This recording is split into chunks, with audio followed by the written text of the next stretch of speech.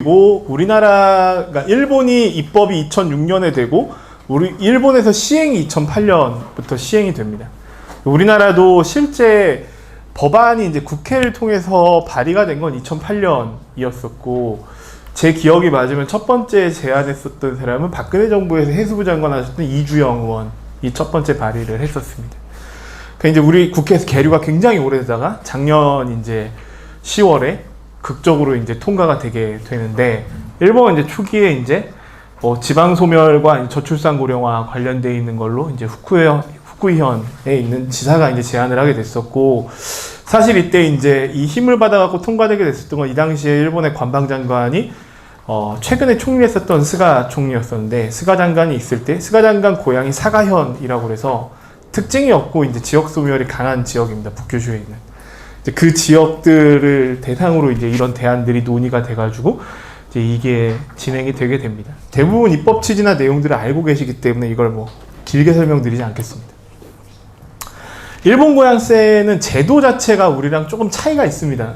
우리는 뒤에서 설명드리겠지만 일본은 이제 내 소득 구간에 따라 갖고 이제 세액 공제가 이루어집니다. 즉 그러니까 7천만 원 정도의 이제 소득자는 대략 200만 원까지의 100% 공제를 받을 수 있는 구간이 생깁니다. 일본 같은 경우에. 물론 여기 써 있는 것처럼 이제 2,000엔 정도의 이제 수수료를 내야 되는 숙제가 있기는 한데 우리보다 이제 공제 비율이 훨씬 큰 거죠. 쉽게 얘기하면. 그리고 일본도 최근에 답례품을 줄 수 있는 비율을 제한해 놨습니다. 그러니까 일본도 30%이긴 한데 초기에는 제한이 없던 적도 있었고 50% 60% 같이 제한이 이제 열려있던 공간도 있었습니다. 그럼 예를 들면 200만 원 정도 공제를 받을 수 있다. 여러분 이 사람이 200만 원까지 기부를 아마 이제 적극적으로 하게 될 텐데 그럼 이제 30% 수준 60만 원 이렇게 되니까 답례품이 고급 농산물로 되는 경향성이 있습니다. 그러니까 예를 들면 일본에서 답례품은 1, 2, 3등이 늘 정해져 있습니다. 그러니까 소고기, 대게라는 게 이제 삿포로에 나는 큰 대게, 그 다음에 굉장히 고급진 쌀, 이런 것들이 1, 2, 3등이고, 이것 때문에 이제 우리나라에서 고양세가 들어올 때에도 고급 농산물, 그러니까 1차 농산물 중에서 이제 그런 것들이 될 거라고 예측하시는 분들이 많이 있는데, 우리는 그게 힘들 수도 있습니다. 예측이 무척 어려운데, 왜냐하면 뒤에 설명드리겠지만, 우리는 이제 10만원 세액공제자가 핵심 기부자로 보이고 그럼 30%인 3만 원짜리가 답례품의 주요 이 품목으로 설정될 수 있습니다. 가령 뭐 삼겹살 1kg는 보낼 수 있을 텐데 그렇게 따지면은 소고기 보내기 되게 어려워지겠죠. 그렇게 보자면 대게도 보내기 되게 어려울 거고요. 그렇게 이제 볼 수 있을 거고 제가 알기로 매달 순위가 변하기는 하는데 요새 이제 이커머스 플랫폼 내에서 보면 막 충남 농산물 중에 3만 원 이하에서 이 일별로 1등하는 농산물 보면 방울토마토 이런 것들입니다. 보통 보자면. 그러니까 이제 고양세 기부해서 방울토마토 받을 것이냐라는 이제 이슈가 생깁니다. 그러니까 그런 측면에서 보자면은 액수의 차이가 있다. 그래서 일본 답례품을 중심으로 답례품을 설정해서 보는 거에 무리가 좀 있다는 게 있는데 이제 이게 이제 해석을 어떻게 하는지에 따라서 좀 차이가 있는 걸로 보입니다. 다른 거는 이제 일본 같은 경우는 내가 사는 지역에 기부를 할 수 있습니다. 가령 아산 시민은 아산시에 기부를 할 수 있죠. 최근에는 이게 제한이 좀 생겼습니다. 전체액을 다 기부할 수 없게 이제 좀 막아놓는데 우리는 아산 시민은 아산시에 기부하는 게 불가능합니다. 아산 시민은 천안시에 기부할 수 있습니다. 내가 사는 지역에 기부를 못하게 막은 거죠. 그래서 모금 전략이 다를 수 있죠. 네, 다를 수 있습니다. 다를 수 있죠. 다를 수 있고요. 그런 측면에서 보면 이제 일본 같은 경우는 이제 고양세를 답례품 이야기하지만 기본적으로 제도 취지는 기부입니다. 그러니까 기부를 하는 거인 거죠. 그러니까 일본 사람들은 내가 사는 지역의 문제를 해결하거나 내가 사는 지역의 세외 수입을 늘리기 위해서 내 지역에다가 베팅하는 식으로 기부할 수 있을지 모르겠는데 아산 시민이 아산 문제를 해결하기 위해서 아산을 기부하는 거는 원칙적으로 불가능한 겁니다. 이 구조를 보자면.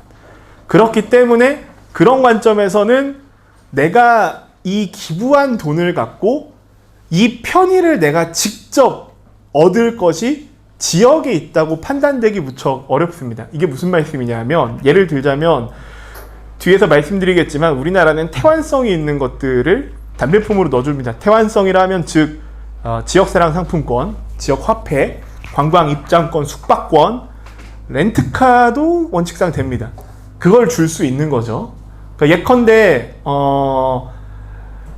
관광지 중에 제주도에 가면 탐라전이라고 지역화폐를 젊은 사람들이 받아갖고 10%씩 인센티브를 주니까 다들 쓰는데, 제주도에 고향세를 기부하고 답례품으로 운용되는 거는 지역사랑 상품권이 주도할 가능성이 매우 높죠. 이렇게 보자면. 기죠? 제주도 인구가 68만인데 제주도를 연간 찾는 사람이 1,500만 명입니다. 이론상 10만원씩 기부하면 1조 5천억입니다. 그러니까 이렇게 되는 겁니다. 이 상황으로 보자면. 그런 측면에서 보면 어쨌든 답례품이라는 것들이 실익을 뜻하게 되는 거고, 실익 관점에서 놓고 보자면 내가 내 지역에 기부한 돈을 갖고 내가 수혜를 얻을 수 없다고 하면은 내 실익이 어디에 기반해서 움직이는지를 통해서 논의가 되게 될 겁니다. 그 실익이 농산물일지, 아까 제가 말씀드린 것처럼 제주도에 가서 뭐 지역화폐를 받는 건지 다른 거죠. 반대로 내가 아산 사람인데 타 지역의 지역사랑 상품권을 답례품으로 받는다는 건 내가 그 지역에 가야 되는 숙제가 생깁니다. 내가 가서 써야 되는 겁니다. 그 돈을. 가령 아산에 살긴 하는데 길 건너면 천안으로 갈 수 있는 곳에 사는 사람은 천안시 지역화폐 받을 수도 있겠죠. 천안 가가지고 슈퍼에서 결제하면 되는 거니까요. 그러니까 그렇게 움직일 강산이 굉장히 크고, 그래서 농정파트에서는 고향사랑 기부대 답례품에서 지역화폐라든가 공산품이 빠져야 된다는 주장들을 하기도 합니다. 그럼 일본은 어떻게 되어 있냐? 일본은 다 들어가 있습니다. 그렇게 따지면. 네, 다 들어가 있습니다. 그리고 제가 봤을 때 계속 말씀 나누겠지만 그걸 제한할 수 있을 것인가 라는 숙제가 생깁니다. 가령 지역 특산품을 어떻게 정의할 것인가에 문제가 있습니다. 뭐가 지역 특산품인가? 그 다음 예를 들면 아산에서 소를 키웠는데 이 소를 도축은 오창 가서 하고 판매는 마장동에서 해서 유통은 경기도 안산에서 하면 얘는 어디 거라고 해야 되는가? 완전 포장 지역에서 하는 건가? 키운 데서 하는 건가? 키운 데서 한 거를 추적해서 추적 발송을 할 수 있을 것인가? 그렇기 때문에 표면적으로 접근해가지고 보는 것과 실물에서 움직이는 것들은 완전히 다르게 됩니다. 마지막으로 일본이 겪은 문제인데, 우리나라에 이제 각 시군에 내려와 있는 표준조례안 내용들 일부를 보신 게 있을 겁니다. 표준조례안대로 전주시는 입법 예고가 끝나고 조례를 제정했습니다. 그래서 전주시 의회 같은 데 들어가시면 조례안을 보실 수 있는데, 이제 답례품에 대해서 첫 번째의 조건으로 준 것 중에 하나가 안정적인 물품 공급을 할 수 있는지를 논합니다. 이유는 간단한데, 혹시 왜 그랬을까요? 농민 입장에서 보자면 고향세 답례품으로 물품을 공급해야 되는 이유를 찾기 매우 어렵습니다. 왜냐하면 이게 안정적 수급에 기여할 수도 없고 시장 예측이 되지 않고 굉장히 어렵고 번거로운 일입니다. 이 고향세 답례품이라는 게 뒤에서 조금 보시겠지만 그런 문제들 때문에 그런 게 있다는 거를 좀 봐주시면 될 것 같습니다. 그러니까 이제 어떤 분들은 그런 얘기 하는데, 우리나라 왜 광역도 모금하게 하고 기초도 모금하게 했냐라고 얘기하시는데, 일본도 도도부연 다 모금할 수 있습니다. 도도부연 시정초 다 모금할 수 있는 구조입니다. 그러면은 경쟁 차원에서 모금하는 지자체도 있고 도도부연과 시정초가 다, 아니면은 도도부연과 시정초가 협력 관계를 갖고 있는 곳도 있고, 그거 이제 제 멋대로 나타나게 됩니다. 이 관리들의 구조들을 봤었을 때. 그래서 작년에 얼마 모금됐냐로 보면 작년에 8조 7천억 정도 모금됩니다. 고향세로. 8조 7천억. 8조 7천억 모금된 거죠. 그래서 돈이 모금이 많이 된다. 우리나라는 지금 어떻게 돼 있냐? 아까 말씀드린 대로 우리나라는 내가 사는 지역에 기부할 수 없습니다. 아까 아산 시민은 천안에 기부할 수 있죠. 충남 도민은 충남에 기부를 못하죠. 충북도엔 기부할 수 있죠. 경기도에 기부할 수 있고요. 그렇게 되는 겁니다. 우리나라는 일본과 다르게 소득구간으로 지정하지 않고 정치자금법상 정치후원금과 유사하게 10만원까지는 100% 세액공제를 해주고 490만원까지 16.5%의 지정기부 공제를 해줍니다. 그래서 1위는 소득구간과 상관없이 500만원까지의 기부를 할 수 있습니다. 네. 그러면은 10만원까지는 100% 공제고 10만원을 기부한 사람은 3만원짜리의 답례품을 받을 수 있게 되니까 이 사람은 합리적 소비자라고 하면 13만원의 이익을 본다고 본인이 생각할 수 있죠. 500만원을 기부한 사람은 10만원까지 100% 공제를 받고 490만 원을 16.5% 공제를 받은 상태에서 500만 원의 30%인 150만 원까지의 답례품을 받을 수 있습니다. 즉, 이 고향사랑 기부제를 이해하실 때 두 가지의 포인트가 있는데, 하나는 이게 기부금이긴 한데 기부금법 하위에 있는 법이 아닙니다. 고향사랑 기부금법은 독립법입니다. 그래서 지정기부금 단체를 그러니까 지정기부금법, 기부금법, 비영리법 같은, 그러니까 뭐 공익법 이런 것들에 저촉받지 않고 고향사랑 기부금제, 그러니까 고향사랑 기부금법의 독립법에 의해 갖고 제도가 운영이 되게 됩니다.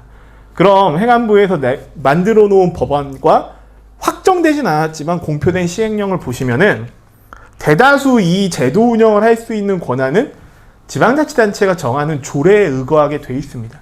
즉 충청남도가 만드는 조례, 아산시가 만드는 조례, 천안시가 만드는 조례, 부여군이 만드는 조례가 이 제도를 운영하는 데 핵심이 되게 됩니다. 이 조례에선 크게 세 가지가 중요한 이슈로 보이는데, 하나가 답례품 선정을 어떻게 하고 운영할 것인가, 두 번째가 이게 이른바 세외 수입이 생기는 거고 세외 수입을 기금 같은 걸로 지정하게 돼 있는데 기금 자체를 어떻게 운용할지, 기금 심의를 어떻게 할 것인가가 있습니다. 마지막으로는 공무원이 어디까지 직접 일을 하고, 직접 일을 할 수 없다면은 민간의 위탁을 어디까지 주고, 아니면은 기부금법에 있는 지정기부 제도 같은 것들을 운용할 것인가 같은 숙제가 생깁니다. 일본은 어떻게 하느냐? 다 섞여 있습니다. 싸그리 직접 하는 지자체가 있습니다. 현재 소수인데 거의 없다고 봐야 되지만 있습니다. 당연히 있고, 민간 위탁 주는데 대다수죠. 지정기부 제도를 운영하는 데들 최근에 꽤 많이 늘어나고 있습니다. 그리고 지정기부 제도를 운영하는 데가 모금을 수의해서 간을 끌어가는 방법들이 있습니다. 지정기부 제도는 이런 거죠. 우리가 사실은 기부금을 받을 수 있는 단체를 행정이 지정하잖아요. 예를 들면 뭐 사회복지공동모금회라는 조직이 있는데 이걸 행정에서 지정하게 되면 이들이 이제 이 법과 제도에 의거되어 있는 걸 갖고선 기부금들을 모집하고 이 기부금을 갖고 본인들이 공표한 공익사업을 하고 이 돈을 어떻게 썼는지에 대해서 관청의 관리 감독들을 받게 되는 거죠. 그런 제도를 고향사랑 기부금제 내에서 운용한다는 소리입니다. 내가 이 지정기부단체를 지정하고, 그리고 답례품도 모금단체가 운용할 수 있게 되겠죠. 그럼 여기서 문제, 만약 지정기부제도가 생기면은 지역에 있는 비영리법인이 이 제도 운용이나 답례품을 잘 보내겠습니까? 사회적 경제 조직이 잘 보내겠습니까? 일본으로 보자면 사회적 경제 조직이 훨씬 잘했던 겁니다. 이 지정기부 제도 구조로 봤었을 때. 그래서 이거 아시니까 이거 넘어가겠습니다. 이런 것들 한다. 네. 그래서 기대효과 이런 거 있는데 이거 넘어가고요. 네. 이런 것도 있고 넘어가겠습니다. 초기에 이제 이 얘기를 들었으면 사람들이 이런 고민을 많이 합니다. 그럼 출향민이 기부를 많이 하겠구나. 충남도의 사람들은 인천 가서 많이 사니까 인천 가서 열심히 홍보하면 되겠구나 하는데, 법상 출향민한테 직접 연락을 하고 교섭하는 행위는 금지되어 있습니다. 왜 이렇게 제한이 많은가 고민이 좀 되시죠? 도대체 이게 정말 궁금하신 분은 국회에서 이게 논의될 때 속기록을 꺼내서 보시면 됩니다. 공표되어 있으니까. 근데 상당 부분은 선거법에 대한 고민들이 많이 있었습니다. 우리 지역에 기부를 못하게 하는 것. 그러니까 이 제도는 법제도로 놓고 보자면 지방자치단체가 기부금품을 모집할 수 있는 권한이 열린 겁니다. 그러니까 행정사에서 보면 대단한 일이죠. 지방자치단체가 독립적인 모금을 할 수 있게, 비영리 경영, 하여튼 비영리 모금할 수 있게 이렇게 돼 있는 거죠.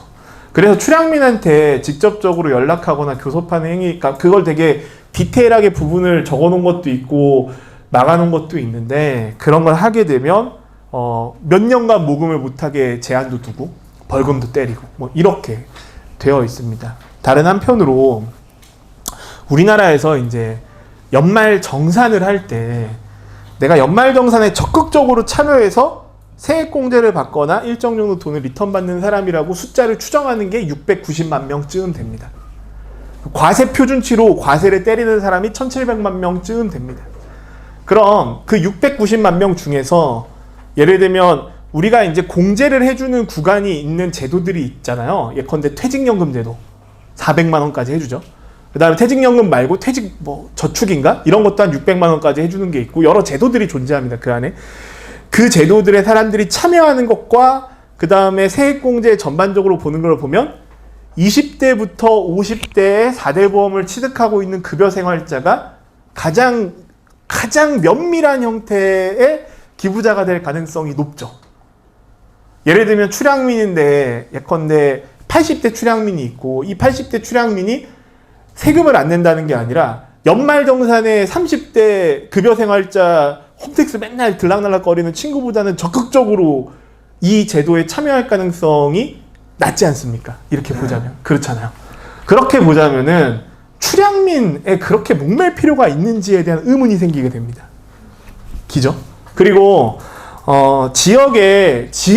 지방자치단체가 기부금품을 모집할 수 없었지만 지역에서 예를 들면 장학회 같은 걸 두거나 뭐 향후회를 중심으로 만드는 특수한 법인들이 있습니다. 그 출연법인들이 공익적인 일을 하기 위해서 출향민이 내가 애양심이 깊어서 예를 들면 저는 공주에서 학교도 다니고 어렸을 때 공주에 살아서 공주 사람이라고 스스로 생각하고 있는데 제가 성공한 사람이라서 공주에다가 한 번 기부할 수 있겠죠. 네, 제가 다닌 모교인 공주대에다가 장학금 줄 수도 있겠죠. 근데 매년 줄 것이냐 라고 하면 이건 퀘스천이 생깁니다. 그러니까 출향민을 대상으로 교섭하게 되는 거는 한 번 정도의 기부를 이끌어낼 수 있게 되겠죠. 근데 이제 매년 일상적 소비로 입법이 됐기 때문에 매년 운용될 제도이기 때문에 매년 기부하는 사람이라고 놓고 보자면은 실제로는 일반적인 소비 생활과 일반적으로 세금을 내고 연말정산에 적극적으로 참여하는 계층을 어떻게 포섭하는지가 이 모금에는 핵심입니다. 그럼 왜 행정은 계속 출향민을 얘기하느냐? 제가 행정이라도 그렇게 얘기할 것 같은데 이런 일을 해본 적이 없어서 그렇습니다. 그렇죠. 이게 해본 적이 있을 리가 없죠. 예를 들면 일반 사람을 대상으로 물건을 팔거나 영업을 하거나 특히 물론 쇼핑몰을 우리도 운영을 하고 여러 가지를 하지만 이 제도 설계에 굉장히 복잡한 문제가 있기 때문에 그런 고민들이 있게 됩니다. 자, 예를 들면 10만 원을 돈을 냅니다, 내가. 그래서 3만 원짜리 답례품을 받습니다. 모금을 하는 거니까 예를 들면 천안시는 이런 동네입니다. 그래서 이 돈을 이만큼 모아서 누구한테 얼마를 쓸 겁니다. 우리가 보고를 이렇게 할 거예요. 라는 내용은 누가 얘기할까요? 천안시 공무원이 할까요? 아니면 지금 조례 제도에서 아까 전주시 조례처럼 제정하면은 전주시는 제가 보는 관점에서 공무원이 다 한다는 소리 같은데 저게 아니면은 민간에 위탁을 줄까요? 민간에 위탁을 받은 사람이 있다고 치죠. 예를 들면 누가 2천만 원을 받아갖고 올해 너는 아산시에 모금함 20개를 열어야 돼 라고 이제 위탁을 받아서 그걸 써서 올린다고 치죠. 그럼 이 위탁 사업자는 써서 올리면 되는 거지 돈을 많이 모아야 될 이유는 없잖아요. 기죠? 그렇잖아요. 그럼 얘를 도대체 얘가 매일매일 바뀌는 사정, 예를 들면 올해 7월처럼 이렇게 홍수가 나서 무슨 부여의 공성노동장이 잠기고 이럴 것까지를 아무도 몰랐는데 그 일이 설계가 돼 있지 않은데 그때 긴급하게 누가 이걸 올려갖고 돈을 모아서 그 지역에 조사를 해야 되는 거죠. 내가 돈을 모았는데 돈 모아서 어디다 쓸지. 아니 홍수 나면 돈이 그냥 모일 거예요 라고 혹자가 얘기하더라고요. 그렇게 돈이 모이지 않습니다. 왜냐하면 생각해보세요. 우리나라 지자체가 243개인데 홍수 피해 지금 한 60개쯤 입었단 말이에요. 60개가 비 왔다고 다 올릴 텐데 비 왔으니까 돈 주세요 그랬을 때 돈을 낼 리가 없죠. 그렇게 보면 이 돈을 어디다 쓸 거고 어떻게 관리할 거고 어떻게 조직할 건지가 핵심일 거 아닙니까? 그렇게 보면. 근데 이걸 누가 할 거냐는 문제가 있습니다. 그러니까 개인의 이익이 결사가 되거나 이 조직이 원래부터 공익적 목적이 있었기 때문에 이 조직의 공익 실현의 목적에 결부가 되는 조직이 아니면 이걸 그냥 시키거나 위탁 구조에서는 이게 될 턱이 없잖아요. 이런 관점에서 보자면은 그런 거죠. 그렇기 때문에 그 설계에 대한 고민들을 굉장히 많이 합니다. 그래서 지정기부제도가 생기게 됩니다. 그런 식의 관점에서 보자면은 그런 이슈가 있었었고 반대로 예를 들면 제가 농민입니다. 그래서 제가 예를 들면 대추를 키우는 사람인데, 대추 키우는 농가 입장에서 보면은 이런 거죠. 내가 대추를 키워야겠어 라고 하면은 어느 쇼핑몰에 입점할 때에 작동하는 건 어떤 거냐면, 이 쇼핑몰이 많이 팔아줄 거냐가 일단 1차 작동을 하게 됩니다. 기죠. 아니면은 발주의 관점에서 보자면 충남 사회적경제지원센터가 추석에 사회적경제 꾸러미를 만드는데, 물량이 얼마가 되고 얼마를 입금받을 수 있는지를 원하죠. 입도 선매 방식을 원하면, 쉽게 얘기하자면. 근데 그게 아니고 한번 해보자, 팔아보자 라고 하면 이 사람 굉장히 강력한 의지가 있어야 되는 거죠. 그렇게 보자면, 내가 갖다 파서 늘려고 하거나 이런 관점에서 보자면. 그러니까 위탁 관계로 넘어가게 되면 이 답례품을 누가 사진 찍어서 몰에 올리고 그 스토리를 넣고 내용들을 넣고 수수료 어떻게 하고, 여기에서 이 농민의 역할이 어디까지가 일반 쇼핑몰과 비슷한데, 정상 구조로 보면은 세액공제와 이런 것들이 떨어지게 되겠죠. 구조상 놓고 봤을 때. 그러니까 일반 쇼핑몰보다 훨씬 복잡한 과정을 갖게 되는 겁니다. 농민 입장에서. 제가 말씀드리고 싶은 거는 여러 가지가 예측되지만 공급자 입장에서 보면 굉장히 복잡한 공급 플랫폼이라는 겁니다. 그런 관점에서 보면 사실은 기존 플랫폼에 들어가서 성공할 수 없는 답례품이 성공할 가능성이 높겠죠. 가령 어떤 거냐면, 저희가 이제 양구에서 봤던 것 중에 되게 재밌는 거 하나 갖고 왔는데, 이게 뭐냐면, 이따 보세요. 쉬는 시간에. 이게 어떤 거냐면, 양구에서 제가 가서 사과 농가를 한 명부터 끝까지 다 만나봤는데, 사과 농가 중에 단 한 군데도 고향세 답례품으로 납품을 아무도 안 한다는 거예요. 양구는 사과가 특산품인데. 그래서 제가 왜 안 하냐. 그러니까 첫 번째 대답이 뭐였을까요? 잘 팔린다 이놈아. 지금도 없어서 못 판다 이놈아. 였고, 두 번째, 요새 한 박스에 3만원짜리 사과가 어디 있냐 이놈아. 사과는 비싸다. 우리 사과는 맛있다. 미니멈 5만원부터야. 안 돼. 세 번째, 선입금하지 않았을 때 물량을 납품할 수 없다. 그래서 네가 얼마나 사줄 건데? 라고 물어보더라고요.